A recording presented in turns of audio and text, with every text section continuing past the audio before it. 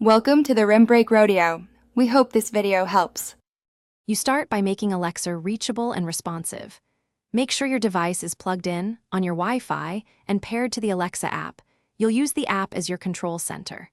Once done, choose a wake word and verify the microphone is unmuted so Alexa can hear you.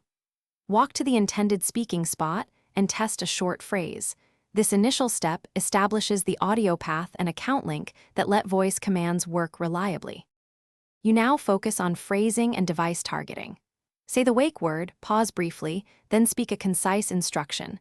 Alexa, set a 10-minute timer, or include a device name to direct the action.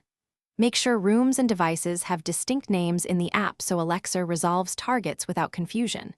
Use parameters like time, volume, or song artist when needed.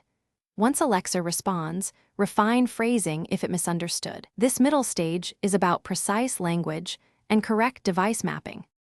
You complete a task by confirming the result out loud and checking the Alexa app for status or errors.